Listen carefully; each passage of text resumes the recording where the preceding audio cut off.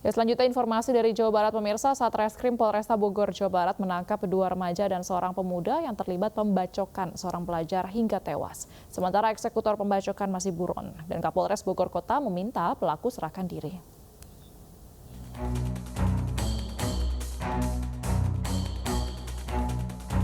Aparat Satreskrim Polresta Bogor, Jawa Barat menangkap 2 remaja dan seorang pemuda yang terlibat pembacokan seorang pelajar pada Jumat 10 Maret. Sementara eksekutor pembacokan berinisial ASR yang juga residivis kasus penjamretan masih buron. Ketiga pelaku yang telah ditangkap antara lain SA yang berperan membuang senjata tajam yang digunakan pelaku utama membunuh korban. Sementara pelaku MA merupakan pemilik senjata tajam serta sepeda motor yang digunakan para pelaku saat penganiayaan. Dan seorang pelaku lain yang ikut ditangkap karena menyembunyikan keberadaan SA dan MA pasca penganiayaan.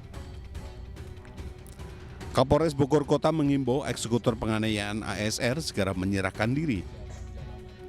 Kombes Pol Bismo Teguh Prakoso juga menegaskan jika ada yang berusaha menyembunyikan keberadaan pelaku utama akan ikut dijerat pasal pidana. Sementara 3 pelaku yang sudah ditangkap dijerat dengan pasal berbeda sesuai perannya masing-masing.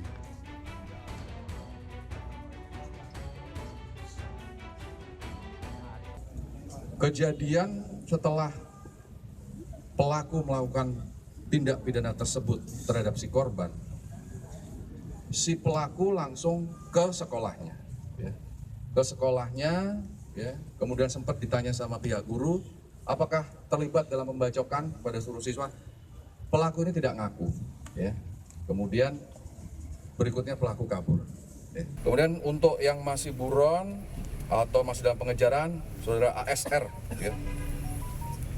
alias T. Dia residivis kasus jambret di Bogor Kabupaten. Peristiwa penganiayaan AS, pelajar SMK Bina Warga Bogor, Jawa Barat, berawal dari postingan seseorang di media sosial yang bernarasi tantangan melakukan tindak kriminal. 3 pelaku yang terprovokasi kemudian mencari sasaran secara acak. Selain memburu pelaku utama penganiayaan, unit Siber Polresta Bogor juga sudah mendeteksi keberadaan pemilik akun provokasi dengan inisial A.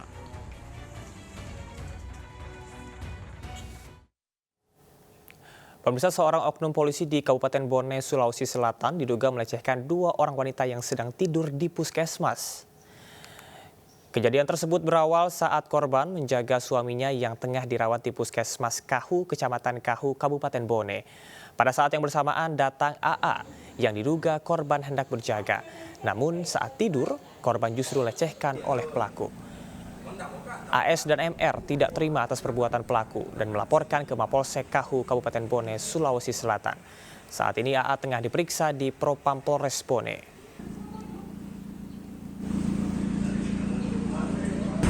Melihat bahwa polisi yang datang, polisi yang datang mungkin aman di. Ternyata setelah adanya teriakan baru heboh. Si terlapor ini lari keluar dari pintu keluar bangsal itu, keluar kamar itu, dan tersangkut di pintu bangsal. Hari ini saya tarik untuk laporannya, penanganannya di Polres. Jadi hari ini kami sudah berkoordinasi dengan pihak korban dan si saksi untuk diambil keterangannya, karena mengingat pada saat kemarin masih trauma korban. Hari ini sudah bersedia dan kami sudah koordinasi dengan pihak dari penasihat hukum dari Polres. Seorang remaja warga asal Medan Petisah menjadi korban penganiayaan yang diduga dilakukan oleh Taruna Akademi Militer. Akibat peristiwa tersebut, korban mengalami luka di bagian wajah dan gangguan di otak sebelah kiri.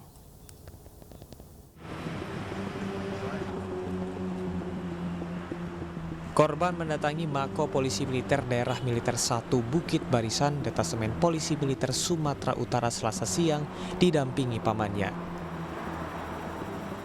Ia membawa hasil CT scan otak guna melengkapi berkas laporan dugaan penganiayaan yang dilakukan seorang taruna Akmil berinisial ZH. Peristiwa pada 18 Februari lalu bermula saat korban melintas di komplek Taman Setiabudi Indah. Tiba-tiba 2 mobil mencegat dan menyuruh korban turun. Korban yang kala itu bersama 4 rekannya kemudian bertanya kepada pelaku. Tanpa basa-basi, pelaku langsung menghantam korban di bagian wajah dan kepala.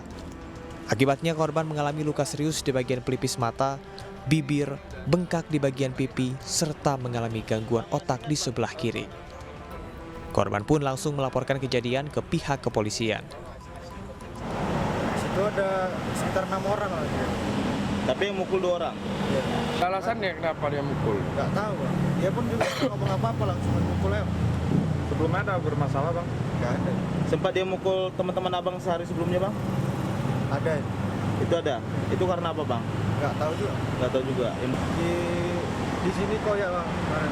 Berapa jahitan, Bang, itu, Bang? 4 jahitan. Jadi kita kasih ekspertisinya atau pembacaan CT scan kepada pengadaan militer. Tidak ada titik temu dan dari korban juga gejala-gejalanya tidak makin baik, maka kami putuskan untuk melanjutkan kasus ini. Mudah-mudahan bisa mendapat yang terbaik. Terduga pelaku ZH diketahui merupakan seorang taruna akademi militer yang sedang melaksanakan pendidikan.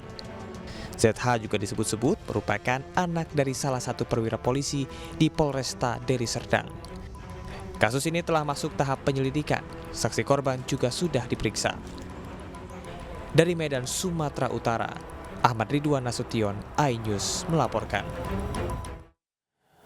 Pemirsa, sempat mundur dari jabatan Ketua Mahkamah Konstitusi setelah meminang adik kandung Presiden Jokowi, Anwar Usman kembali terpilih sebagai Ketua MK periode 2023-2028.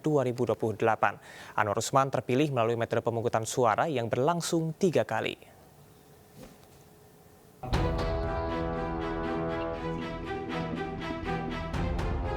Anwar Usman kembali terpilih sebagai Ketua Mahkamah Konstitusi periode 2023-2028.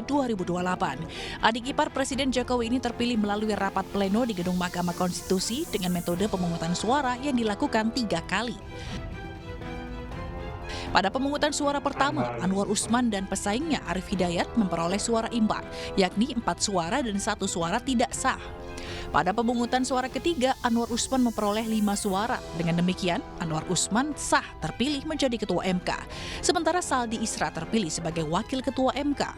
Kami berharap memohon kepada rekan-rekan media untuk membantu kami berdua dalam memajukan demokrasi, dalam memajukan Mahkamah Konstitusi secara umum. Apapun yang diberikan oleh rekan-rekan media, catatan, kritis, atau yang pahit sekalipun, bagi kami berdua akan menjadi obat. Anwar Usman dan Saldi Isra akan dilantik pada Senin 20 Maret 2022 pukul 11 waktu Indonesia Barat dan disaksikan langsung oleh Presiden Jokowi. Kembali terpilihnya Anwar Usman sebagai Ketua MK dinilai menjadi sumbu yang rentan memantik konflik kepentingan. Pada Juni 2022, masih rekat diingatan Anwar Usman memilih mundur dari jabatan Ketua MK setelah meminang adik kandung Presiden Jokowi, Ida Yati. Dari Jakarta, Tim Liputan iNews melaporkan. Ya pemirsa, di tengah banyaknya kasus pejabat publik yang menjadi sorotan dan berurusan dengan hukum, Presiden Joko Widodo memanggil sejumlah menteri ke istana. Pemanggilan para jajaran dilakukan Jokowi untuk membahas sejumlah isu strategis.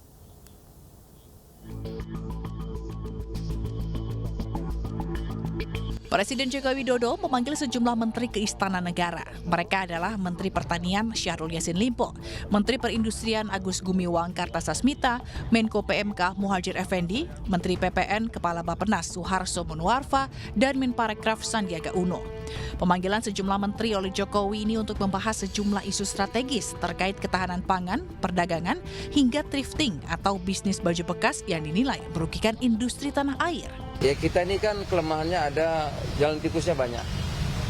Oleh karena itu kita perlu dengan Satgas memang kerjasama itu agar ini bisa deteksi. Tentu yang paling penting dari masyarakat berikan laporan, karena tentu masyarakat akan dirugikan. Pertama, bekas itu bahaya, bisa jamur, ya namanya bekas kan, bisa jamur, bisa bawa penyakit. Yang kedua tentu akan menghancurkan UMKM kita. Gitu. Jadi harus kita bersama. Prioritas kalau yang paling dekat ya, kalau yang dimaksud prioritas itu yang paling mendesak ya sepak bola untuk U20. Ya. Tadi kan ada desakan apa timnas Israel katanya jangan datang ke Indonesia, ini bagaimana Pak? Kalau dari PLT sendiri? Belum saya bicarakan secara mendalam karena itu berkaitan dengan domainnya Ibu Menteri Luar Negeri. Isu kelangkaan pupuk yang kerap dikeluhkan petani turut menjadi teguran Jokowi kepada Mentan Syahrul Yassin Limpo.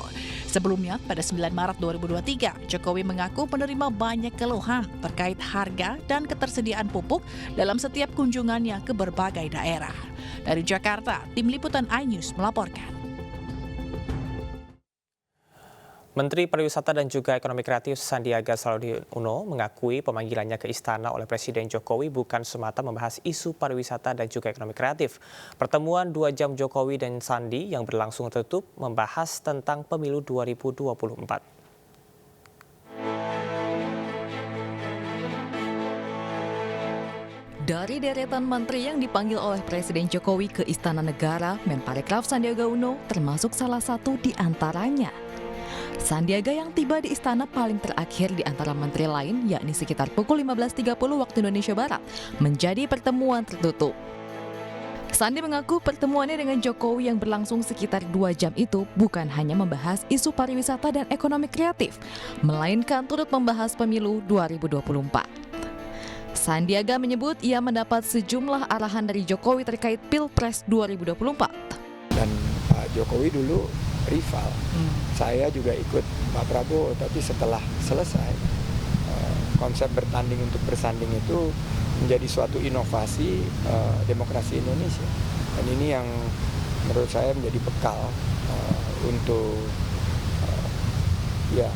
kontestasi demokrasi ke depan ini, bagaimana menjaga suhu politik ini tetap sejuk dengan penuh kearifan khas budaya Indonesia. Dan tentunya kita harapkan agenda-agenda penting dari pembangunan khususnya untuk mensejahterakan rakyat ini bisa dijaga keberlangsungan. Sandiaga yang juga Wakil Ketua Dewan Pembina Partai Gerindra sebelumnya mendapat dukungan dari Partai Persatuan Pembangunan untuk maju dalam kontestasi Pilpres di pemilu 2024. Dari Jakarta, Tim Liputan iNews melaporkan. Ya, jelang tahun politik, Ketua Umum P3 Muhammad Mardiono mendukung percepatan ekonomi serta politik. Percepatan ini salah satunya melalui penguatan organisasi kepemudaan. Organisasi Kepemudaan IPNU mendatangi kantor DPP P3 di Jalan Diponegoro Menteng, Jakarta Pusat. Kedatangan IPNU bertemu dengan Ketua Umum P3 Muhammad Mardiono serta sejumlah pengurus partai. P3 mendorong IPNU agar menjadi organisasi yang kuat dan produksi agar dapat mengambil peran jelang tahun politik. Apalagi kaum milenial tercatat mendominasi 50% pemilih pada pemilu 2024. Untuk kepengurusan pusat hari ini masih sesuai kami selain memang diminta arahan dan pandangan nanti agar di dalam Mukernas ini menghasilkan sebuah produk-produk inovasi organisasi yang bisa memberikan sumbangsih kepada Indonesia agar tentu karena adik-adik ini termasuk yang dalam kelompok milenial yang partai politik hari ini saya mengharapkan agar lebih terbuka terhadap generasi muda karena sebagian generasi kita ini adalah generasi muda yang tentunya menjadi sebuah energi bagi bangsa kita. Karena Pemirsa, menjelang arus mudik, perbaikan landasan pacu di Bandara Juanda Sidoarjo, Jawa Timur dikebut. Sementara itu di Jawa Tengah sejumlah jalan yang rusak telah diperbaiki untuk memberikan kenyamanan bagi warga dan juga pemudik.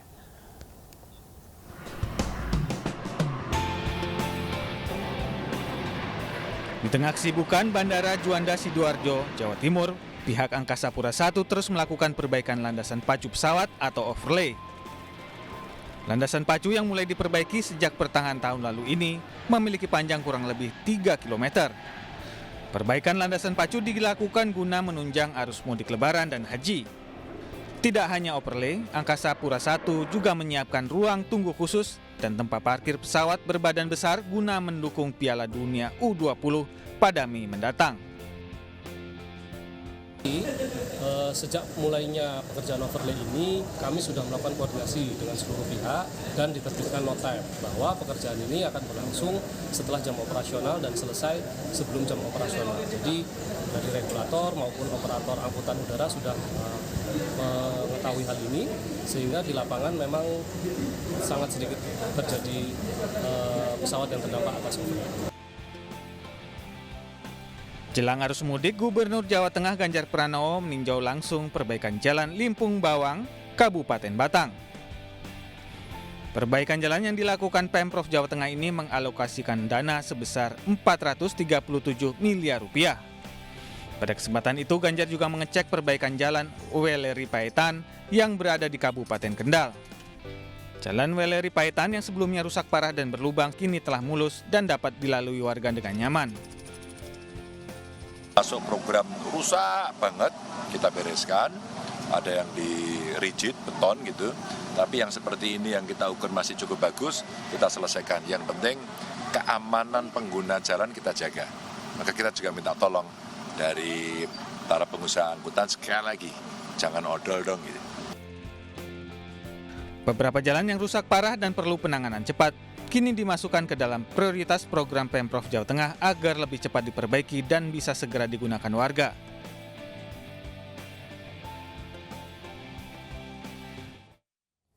Selanjutnya pemirsa, Kementerian BUMN meluncurkan program mudik gratis bersama BUMN pada Lebaran tahun ini. Sebanyak 65.603 kuota mudik gratis telah disiapkan oleh pemerintah.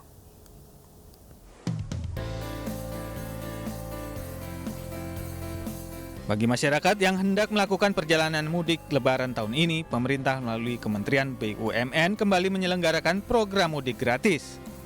Lebih dari 60 perusahaan plat merah terlibat dalam program ini dengan kuota pemudik jauh lebih banyak dari tahun sebelumnya. Program mudik gratis bersama ini merupakan langkah strategis pemerintah untuk memitigasi potensi risiko kecelakaan lalu lintas bagi pemudik. Dengan program mudik gratis ini diharapkan dapat mengalihkan pemudik pengguna roda 2 ke moda angkutan massal yang lebih aman dan nyaman.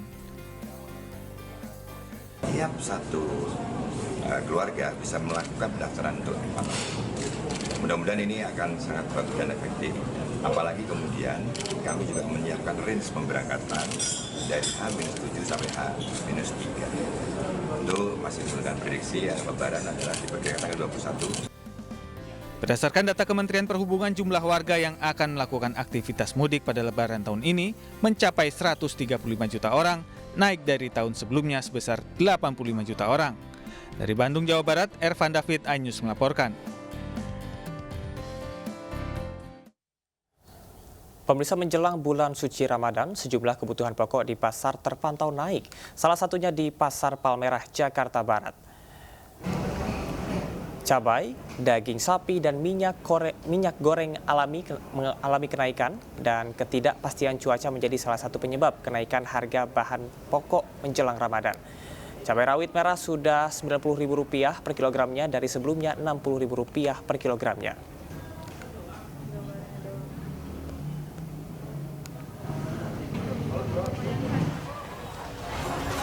Bawang merah dari Rp30.000 saat ini Rp50.000 per kilogramnya. Bawang putih dari Rp30.000 saat ini Rp40.000 per kilogramnya. Sedangkan untuk bunga kol dari Rp8.000 saat ini menjadi Rp12.000. Kentang naik jadi Rp20.000 per kilogramnya yang sebelumnya Rp15.000. Sawi juga melambung tinggi dari Rp10.000 saat ini Rp14.000.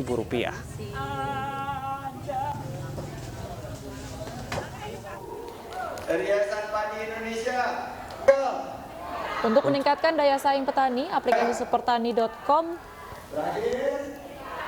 diluncurkan di Depok, Jawa Barat. Aplikasi ini juga untuk membantu petani khususnya yang terdampak gempa Cianjur, Jawa Barat.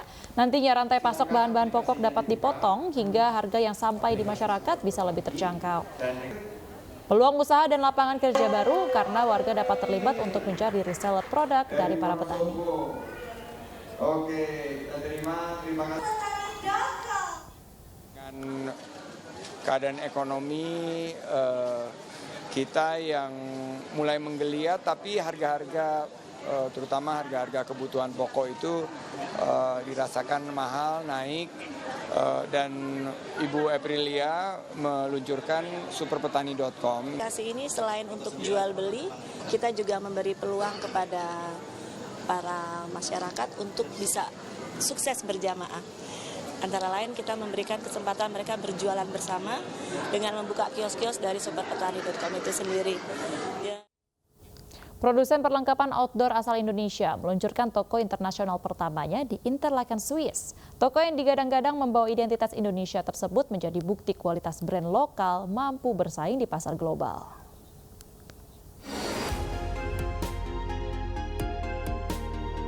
Eiger Adventure melebarkan sayapnya ke dunia internasional dengan membuka toko pertamanya di luar negeri. Tak tanggung-tanggung, toko Eiger berada di kaki gunung Eiger, Swiss. Hadirnya toko pertama Eiger di Swiss menjadi ajang mengenalkan budaya dan keindahan alam Indonesia, serta membuktikan standar kualitas brand asli Indonesia bisa bersaing di pasar global. Jadi memang saya tugasnya adalah desainer produk, ya intinya kita di dapur sih ya, maksudnya kita memang bertugas untuk menyiapkan semua produk.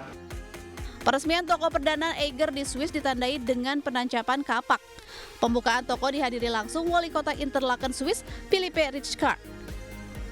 Hingga saat ini Eiger pun masih eksis dan semakin optimis memasarkan produknya ke pasar Eropa. Dari Jakarta, Ismalia Rama, iNews melaporkan.